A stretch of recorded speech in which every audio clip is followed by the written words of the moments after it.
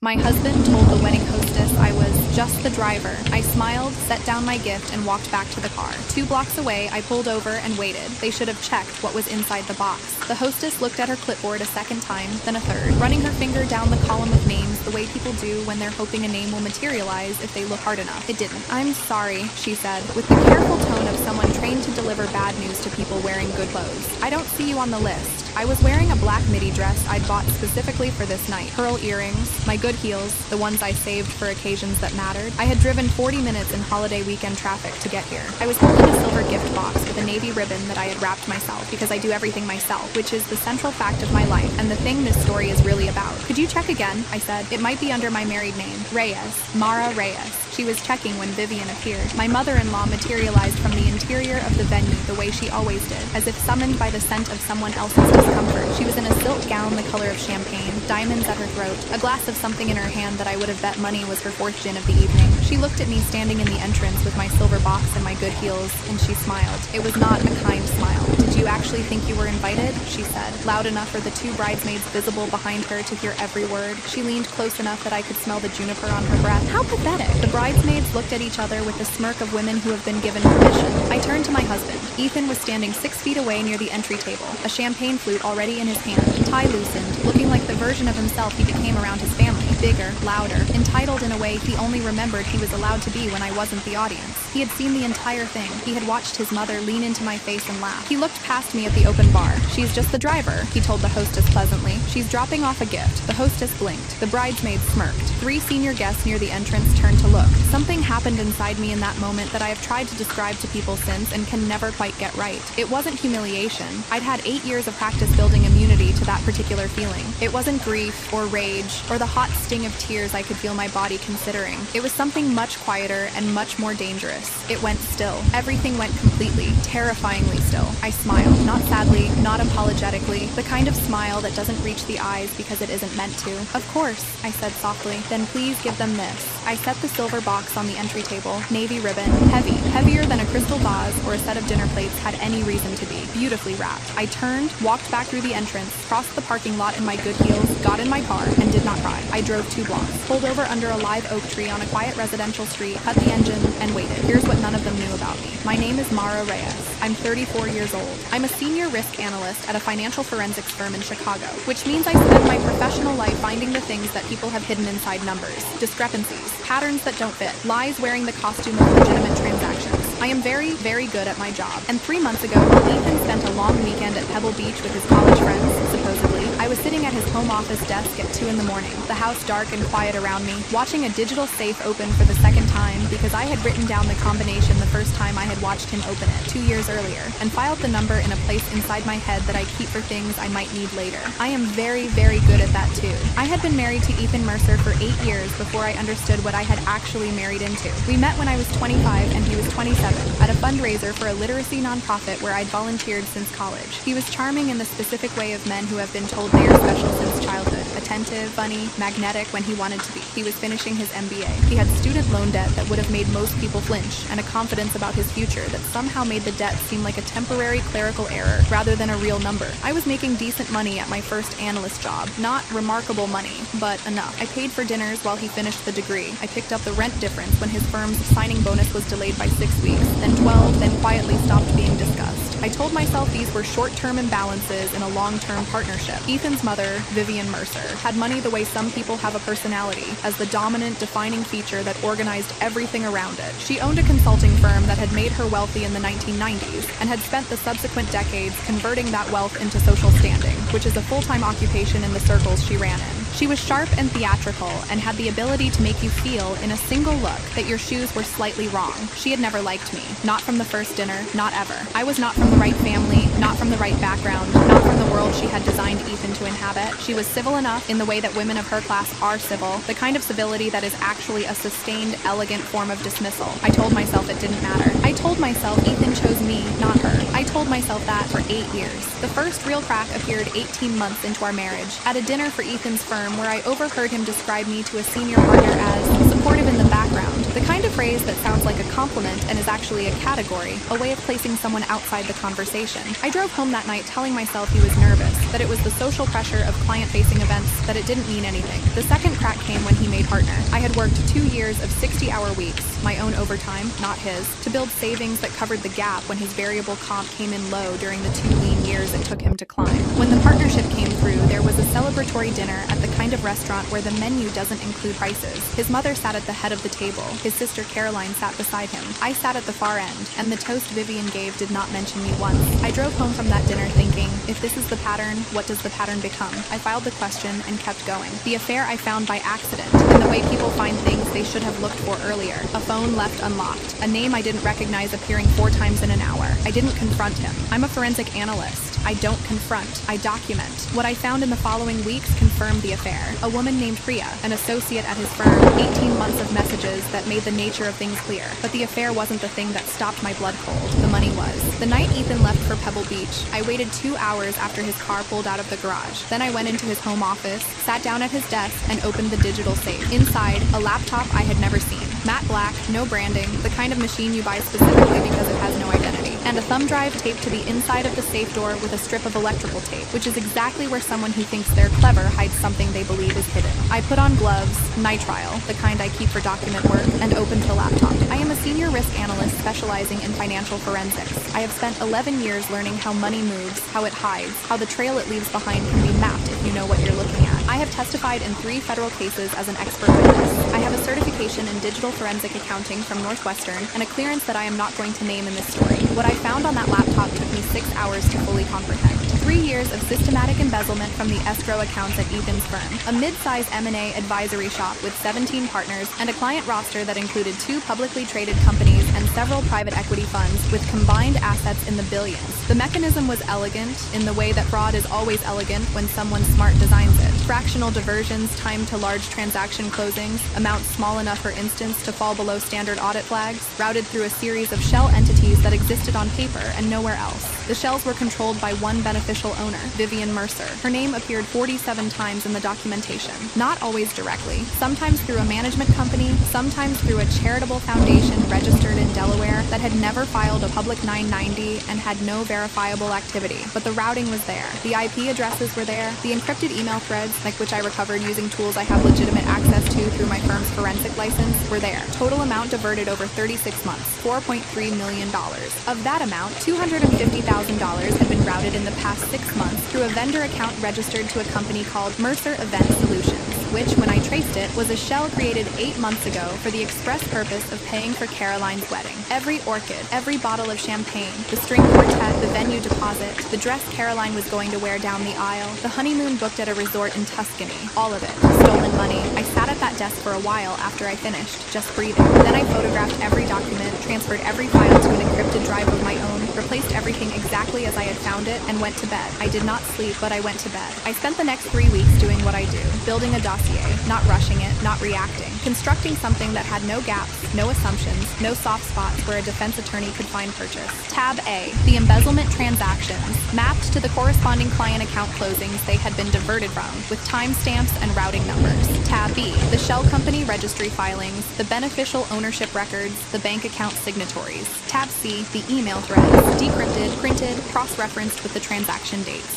Tab D, the Mercer Event Solutions vendor account, the invoices paid from it, the wedding vendor receipts I had obtained through a combination of public business registration data, and in 2 cases, a polite phone call from my firm's associate who identified herself as conducting a routine vendor audit. Tab E, my own financial records. 8 years of bank statements showing the transfers I had made to cover Ethan's gap years, the shared expenses I had carried disproportionately, the money that had flowed from my labor into a household that was also being funded by theft. This wasn't legally relevant to the fraud case. It was personally relevant to me, and I included it because I needed to see it written down. 312 pages total. On a Tuesday morning, 6 weeks before Caroline's wedding, I drove downtown to the Dirksen Federal Building and walked into the FBI's Financial Crimes Enforcement Network field office. I had called ahead, using the contact number I had from a previous case in which I had served as an expert witness. The agent I met with was Special Agent Dominic Parrish, 12 years in financial crimes, formerly with the IRS Criminal Investigation Division, a man with the methodical patience of someone who has spent his career following money through mazes. He read the first 40 pages while I sat across from him. He did not rush. When he looked up, he said, "How long did this take you?" 90 days, I said. From initial discovery to today. He was quiet for a moment. Ms. Reyes, I need you to understand that once we open this, it goes where the evidence goes. We can't promise you control over timeline or outcome. I understand, I said. And you understand the whistleblower protections under Dodd-Frank apply to your employment situation, but not to any personal or civil matters. I have a separate attorney for that, I said, because I did. Her name was Patricia Okafor, 22 years in financial litigation, former federal prosecutor, a woman who had told me on our first meeting, after reading my documentation,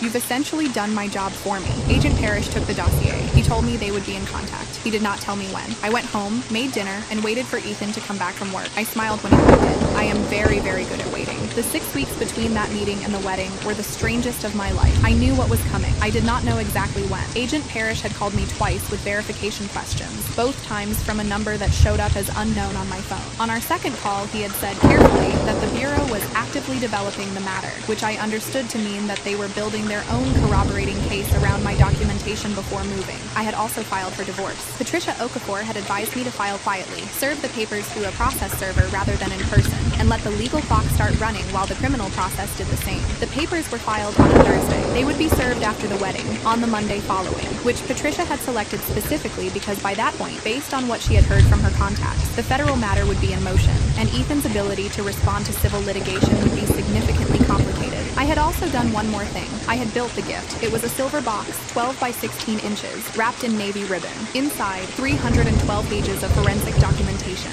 a complete duplicate of what I had given Agent Parrish, assembled in the same tabbed order, printed on acid-free paper that archivists use because it holds up. At the bottom of the box, beneath the last tab, I had placed a small Bluetooth speaker, no larger than a hockey puck, wired to a burner phone and programmed to auto-answer on the first ring and broadcast through the speaker at full volume. The phone number I had given to no one, only I had it. I had rehearsed what I would say. Once into the mirror in my bathroom at 11 p.m. on a Thursday, wearing my pajamas, speaking in the steady, level voice I use when I testify in court. Then I put the script away and trusted myself to remember it, because I always do. I had also checked the wedding planning spreadsheet, the one I had built myself 8 months earlier, before I was removed from the planning process after Vivian decided I wasn't a good fit for the committee. I still had the copy on my Google Drive. At 8:45 p.m., per the timeline I had personally constructed, the best man would present family gifts at the head table. I knew exactly when Ethan would open the box.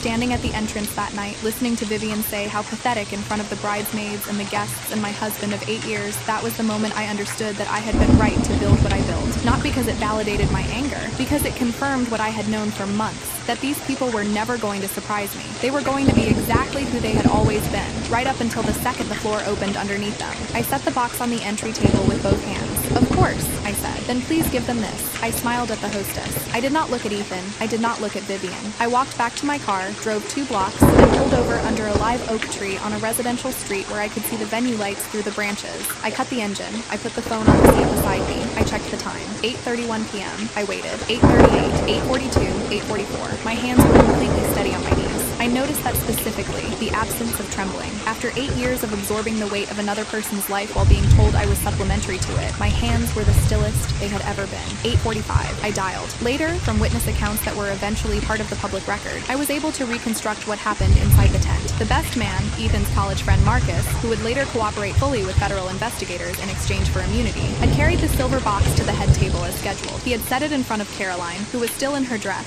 champagne in hand, radiant in the way brides are when they are the center of the universe, and haven't yet understood that universes have edges. Ethan had been at the head table when the box arrived. He'd glanced at it, seen the navy ribbon, and apparently said something dismissive. Marcus recalled the words as probably something sad from Mara, and reached for it himself. When the phone inside rang, he picked it up. Of course he did. His voice came through the speaker when he answered. Surprised, a little amused, the tone of a man who believed whatever was about to happen was going to be manageable. And then mine replaced it. "I hope everyone's enjoying the $250,000 wedding," I said, in the same voice I use when I testify. Level, clear, no heat, especially the partners from Ethan's firm. Every flower, every drop of champagne, every stitch of that dress, paid for with your stolen money. The tent went silent, according to 3 separate witnesses, in the way that large spaces go silent when something too large to process has just entered them. Senior partners set down their forks. A managing director from Ethan's firm, a man named Gerald Whitmore, 26 years at the company, the kind of institutional memory that notices things, pushed back his chair slightly. Vivian was on her feet. She was across the tent in seconds, according to Marcus, who watched her move through the crowd with the focused urgency of someone who understands exactly what is happening and is 3 seconds behind stopping it. She grabbed the box.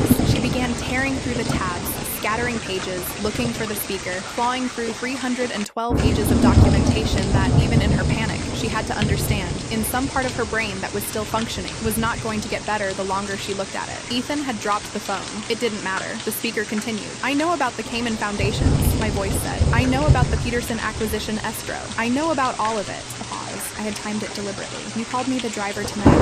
You were wrong. I'm the whistleblower. The call cut off. 3 seconds of absolute stillness. Then the front gates of the venue filled with red and blue light. 4 black SUVs, 3 police cruisers, 15 federal agents in FBI windbreakers, moving through the tent with the organized efficiency of people who have done this before and will do it again and are completely unimpressed by orchids. Special Agent Dominic Parrish led the team personally. I learned that later. 12 years in financial crimes. He had chosen this particular night deliberately. The firm's senior partners would be present. The evidence could be seized in a context that maximized both its legal utility and its visibility to the professional community that had been defrauded. He understood optics. I respected that. Vivian was handcuffed at the head table in front of every socialite she had ever lunched with, every charity board she had ever chaired, every person whose respect she had spent 30 years purchasing with money that was not entirely hers. The diamonds were still at her throat when they walked her out. She was screaming. Witnesses used that word consistently. Screaming. But by that point, the pages were scattered across the tent floor, and the agents had the box and the Bluetooth speaker and the burner phone and 312 pages of documentation that I had spent 90 days building so that there would be no gaps. Ethan did not scream. He went to his knees.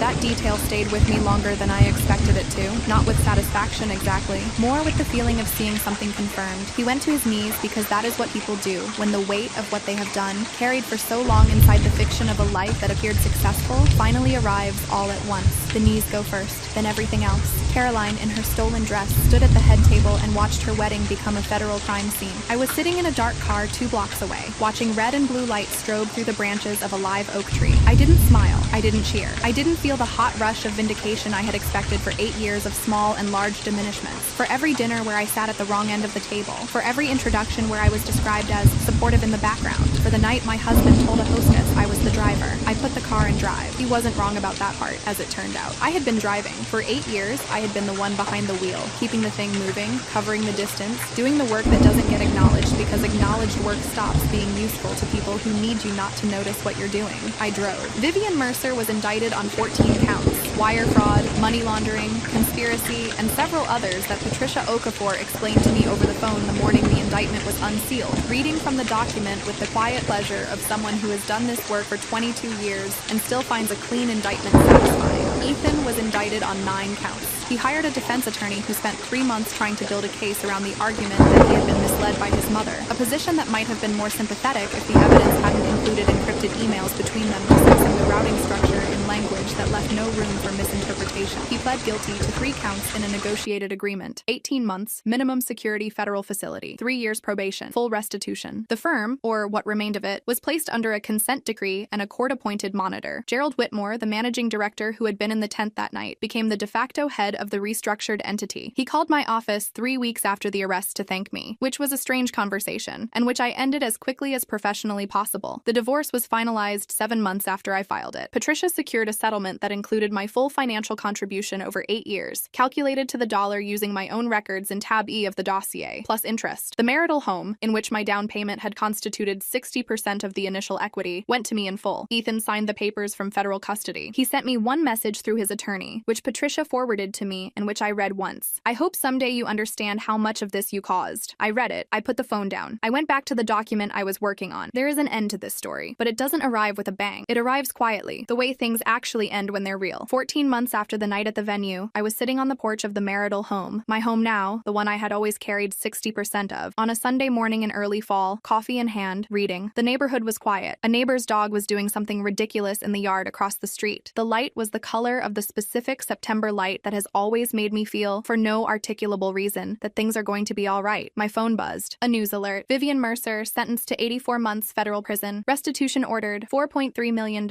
I read the headline twice. Then I put my phone face down on the porch railing, picked up my coffee, and looked at the street. I thought about the entry table, the navy ribbon, the hostess's careful face. I thought about the look on Ethan's face when he reached for the phone inside the box, confident, a little contemptuous, certain that whatever was coming was going to be manageable. I thought about the 8 years of believing that being useful was the same as being valued, that working quietly in the background was a form of partnership rather than a form of disappearance. Then I stopped thinking about it. I finished my coffee. I went inside. I started a new document for a case my firm had brought me that week, a real estate fund with a discrepancy pattern that was either a clerical error or the beginning of something much larger. I suspected it was the latter. I opened tab A. I got to work. "She's just the driver," he'd said. He wasn't wrong. I had always been the one driving. The difference, the one he never understood, the one none of them understood, is that drivers choose the destination.